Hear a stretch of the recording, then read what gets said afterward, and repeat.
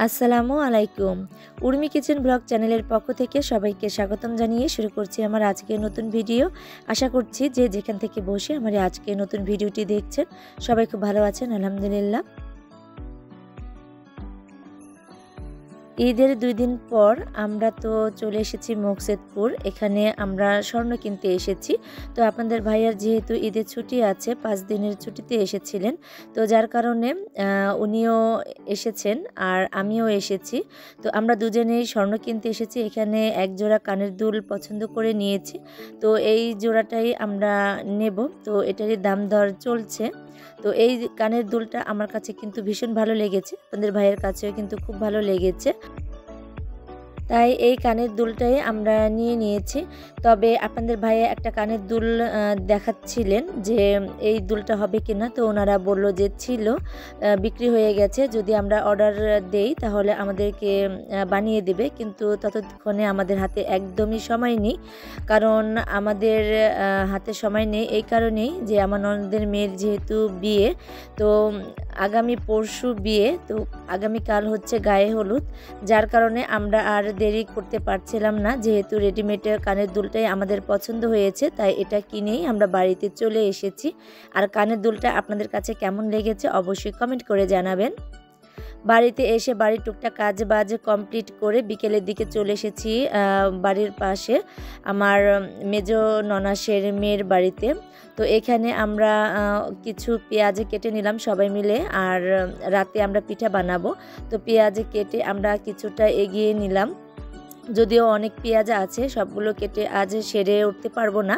তো যতটুকু সম্ভব ততটুকু আমরা কেটে নিয়ে তারপর এখন এই পিঠাকে আমরা পাকুন পিঠা বলি। তো এই পাকুন পিঠা বানাতে বসে পড়লাম সবাই মিলে। কারণ আগামীকাল তো গায়ে হলুদ, তো পরের দিন বিয়ে। যেহেতু আমাদের হাতে সময় নেই, তো পিঠার দায়িত্বটা আমাদেরকেই দিয়েছে। তো মামা বাড়ি থেকে নাকি পিঠা দিতে হয়, তো আমার এটা জানা ছিল না। তো আজ এই বিয়ে উপলক্ষে জানা হলো এদিকে নাকি এরকমই নিয়ম। তবে আমাদের ওইদিকে আবার এই নিয়মটা নেই। তো যাই হোক, পিঠা বানাতে বসে পড়েছি। বানানো তো হয়ে গেছে, কয়েকজন বানিয়ে নিচ্ছে। আমি কিছুটা বেলে দিয়ে তারপরে চলে এসেছি পিঠা ভাজার জন্য। তো পিঠা ভেজে নিচ্ছি, মাত্র শুরু করেছি। অনেক পিঠা ভাজতে হবে। অনেক রাত অবধি আমরা পিঠা বানালাম। তো বানানোর পরে অনেক রাতে বাড়িতে ফিরেছি। এরপর তো সকালবেলায় আমি খামার থেকে এক জোড়া কবুতর এনে রান্না করেছি। গাছ থেকে টমেটো নিয়ে এসেছি সালাদের জন্য, আর ভাত রান্না করেছি। যেহেতু আমাদের ওই বাড়িতে যেতে হবে, মানে ননদের বাড়িতে যেতে হবে, কারণ ওখানে গিয়ে আমাদের অনেক কাজ আছে যেগুলো কমপ্লিট করতে হবে। তো আমরা সবাই মিলে একসঙ্গে যাব, পিঠা নিয়েই যাব।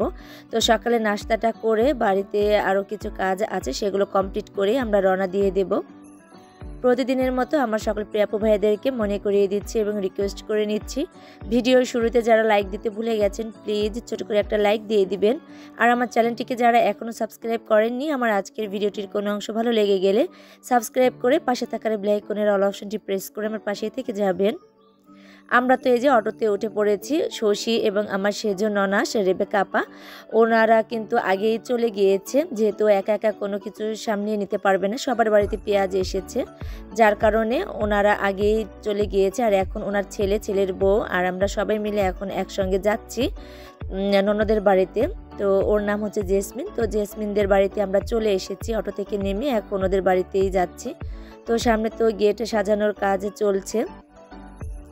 তো সারা দিন আমরা এখানে থাকবো, ভেবেছি বিকেলের দিকে চলে যাব, যেহেতু বিকেলে যেতে পারিনি। তো আমরা রাতেই কিন্তু বাড়িতে চলে গিয়েছিলাম। সারাদিন এখানে থেকে টুকটাক কাজ বাজ কমপ্লিট করে নিয়েছি। আর জাহেদা কিন্তু চলে এসেছে, ওরা আবার রাত থাকবে, কয়েকদিন থাকবে। রিবানা এবং জাহেদা, মিমও চলে এসেছে আগে, মমিনুল এসেছে। তো ওরা এখানে রাত থাকবে, আমরা পরের দিন আবার আসবো, যেহেতু আজ গায়ে হলুদ। তো বিয়ের অনুষ্ঠানটা ওভাবে কিন্তু হচ্ছে না, মানে বড় কোনো আকারে হচ্ছে না, আত্মীয় স্বজনদেরকেই বলা হয়েছে। এরপর তো পিঠা ননদের হাতে বুঝিয়ে দিলাম। এদিকে আলামিনের ছেলে মানে রিবানার ছেলেকে শুয়ে দেওয়া হয়েছে, খুবই অসুস্থ। তো এই অবস্থায় কিন্তু ওরা এসেছে। তারপরে আলামিনের বড় বোন লিপি ও এসেছে, ওর পুরো ফ্যামিলি এসেছে। এরপর তো আমি, ঐশী এবং আমার এই যে ছোট ননদের হাজব্যান্ড, আমরা তিনজনে মিলে চলে আসলাম সালথায়। এখানে আমাদের কিছু কাজ আছে, মেয়ের জন্য গায়ে হলুদের কাপড় নেব আর টুকটাক কিছু কেনাকাটা করব।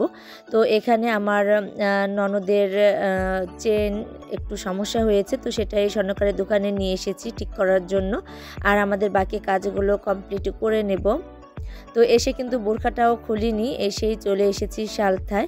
তো যেহেতু হাতে একদমই সময় নেই, যার কারণে খুব দ্রুতই চলে এসেছি। তো যেহেতু রাত থাকবো না, তার কারণে কাজগুলো কমপ্লিট করে নিচ্ছিলাম। তো স্বর্ণকারের দোকানে চেনটা দিয়ে তারপরে চলে এসেছি গায়ে হলুদের কাপড় কেনার জন্য। তো আমি সুতি কাপড়টাই খুঁজে নিচ্ছিলাম যে সুতি কাপড়টা হলে বেশ ভালো হবে টিস্যু থেকে। তো সুতি কাপড়টাকেই ওনাকে দেখাতে বলেছি। তো কয়েকটা কাপড় দেখে আমার কাছে কিন্তু এই যে কাপড়টা দেখা যাচ্ছে, এই কাপড়টাই খুব পছন্দ হয়েছে আর আমার কাছে কিন্তু খুবই ভালো লেগেছে। তাই সিদ্ধান্ত নিয়েছিলাম যে এই কাপড়টাই নেব। তারপরে উনি আরও 2-1টা কাপড় দেখাচ্ছিলেন, কিন্তু আমার কাছে তেমন একটা ভালো লাগেনি। কিন্তু এই কাপড়টাই যে নেব এটাই সিদ্ধান্ত নিয়েছি, তাই এই কাপড়টাই আমরা কিনে নিয়েছি।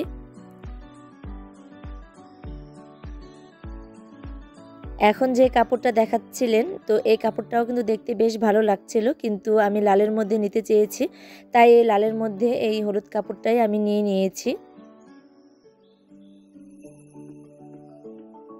আমার ননদের হাজব্যান্ডের নাম হচ্ছে ফরিদ। তো ও বলছিল যে এই কাপড়টাই ভালো লাগছে, তো বললাম যে ঠিক আছে, তাহলে আমরা এই কাপড়টাই নিয়ে নিই। তো এটাই নিয়ে নিয়েছি, আর বাসায় আনার পরে সবারই কিন্তু খুব পছন্দ হয়েছে এই কাপড়টা দেখে।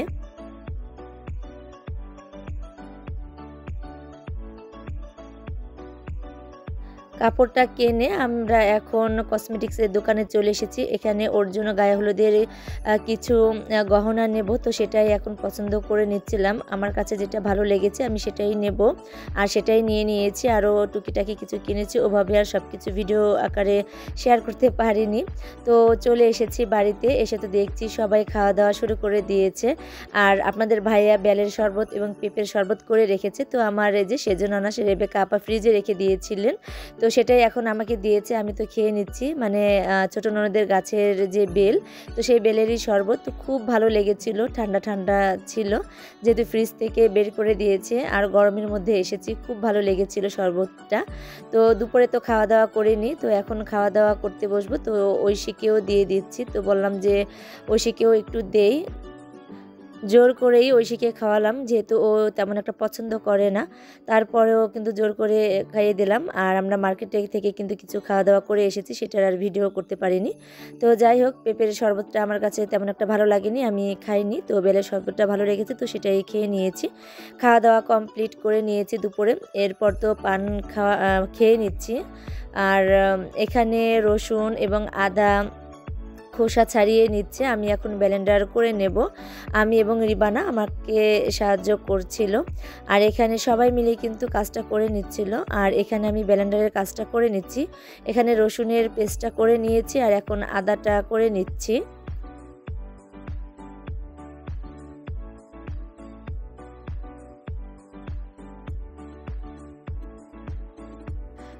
এখানে আমি তেমন কোনো কিছু দেখাতে পারছি না, কারণ সবাই পর্দা করে। তো যতটুকু আমার ভিডিও করা সম্ভব, তো আমি ততটুকুই ভিডিও করেছি। তো বিয়ের কোনো কিছুই কিন্তু আপনাদের সঙ্গে শেয়ার করতে পারিনি। তো টুকটাক যতটা কাজ করেছি, তো সেগুলোই আপনাদের সঙ্গে একটু শেয়ার করে নিচ্ছি, স্মৃতি আকারে থেকে যাবে আর কি। এখানে আলামিনের ছেলেটা খুবই অসুস্থ, আর ঐশীরও খুব জ্বর উঠেছে হঠাৎ করে, কেন জানি বুঝতে পারলাম না। তো যাই হোক, এখানে কিন্তু পিঠা বানানোর কাজ চলছে, আর এখানে ওকে গায়ে হলুদ দেওয়া হচ্ছে। ওই যে বললাম, ছোট করে ঘরোয়াভাবেই কিন্তু বিয়ের আয়োজনটা হচ্ছে, তাই ওভাবে আর ভিডিওর আকারে আপনাদের সঙ্গে তেমন কিছু শেয়ার করতে পারিনি। ঘর ভর্তি অনেক লোকজন ছিল, আর যারা ছিলেন মহিলারা তারা সবাই পর্দাশীল ছিলেন, যার কারণে আমি ওভাবে কোনো কিছু ভিডিও করতে পারিনি। তো গায়ে হলুদ শেষ করে আমরা বাড়িতে চলে গিয়েছিলাম। পরের দিন সকালবেলায় আমরা কিন্তু এই যে চলে এসেছি আবারও, সজীব, জিহাদ, আপনাদের ভাইয়া এবং আমরা বাইকে করেই কিন্তু চলে এসেছি। আর এই যে বিয়ের গেটটাও কিন্তু সাজিয়ে নিয়েছে। তো এখন আমরা চলে আসছি। আমাদের কিন্তু অনেকটাই দেরি হয়ে গিয়েছিল, কারণ সকালবেলায় অনেক কাজ থাকে। সব কাজগুলো কমপ্লিট করে রেখে এসে তারপরে রেডি হয়ে আসতে হয়েছে, যার কারণে অনেকটাই দেরি হয়ে গিয়েছে। তো সকালে নাস্তাটা এখানে এসে করে নিয়েছি। এই যে এখন আমরা সকালে নাস্তাটা করে নেব। এখানে খিচুড়ি রান্না করা হয়েছে, আর খিচুড়িটা খেতে এতটাই মজাদার হয়েছিল কি বলবো। তো যেহেতু ভয়েসটা পরে দিচ্ছি, খিচুড়িটা খেতে অসাধারণ হয়েছে। তো এখানে এই যে সবাই মিলে এখন খাওয়া দাওয়া করে নিচ্ছে, আমিও এখন খাওয়া দাওয়া করে নেব। আর সবাই একসঙ্গে কিন্তু একটা অনুষ্ঠানের মাধ্যমেই কিন্তু একসাথে হওয়া যায় আর অনেক আনন্দ করা যায়। তো আমরা কিন্তু বেশ আনন্দই করেছি, আর সবাই একসঙ্গে হয়েছি, সবার সঙ্গে আবার সবার দেখা সাক্ষাৎ হয়েছে, এটাই কিন্তু অনেক আনন্দের ব্যাপার।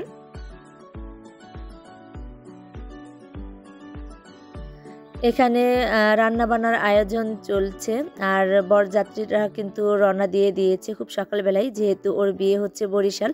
তো তারাও কিন্তু এখন রওনা দিয়ে চলে এসেছে, আর আমরা এখানে সব কিছু সাজিয়ে নিচ্ছি। এখন যেহেতু বরযাত্রী চলে এসেছে, তো ওনাদের জন্যই এখন সব কিছু গুছিয়ে নিচ্ছি, খাবার দাবারটা আর কি, পিঠা, তারপরে সাকরখানার প্লেট, তো সব কিছু এখন সাজিয়ে গুছিয়ে রেডি করে নিচ্ছি। তো আমার ননদের মেয়ে মিতুর বিয়ে উপলক্ষে কিন্তু আমি এতটুকুই ভিডিও করতে পেরেছি, এর বেশি কিন্তু ভিডিও করতে পারিনি। ওই যে বললাম সবাই পর্দাশীল, যার কারণে ওভাবে কোনো কিছু ভিডিও করতে পারিনি। যতটুকু করেছি ততটুকুই আপনাদের মাঝে শেয়ার করেছি। কেমন লেগেছে অবশ্যই কিন্তু কমেন্ট করে জানাবেন। আজ আমি এখানেই আপনাদের কাছ থেকে বিদায় নিয়ে নেব। সবাই ভালো থাকবেন, সুস্থ থাকবেন, এবং আমার ভুল ত্রুটিগুলো অবশ্যই ক্ষমার সুন্দর দৃষ্টিতে দেখবেন। আসসালামু আলাইকুম।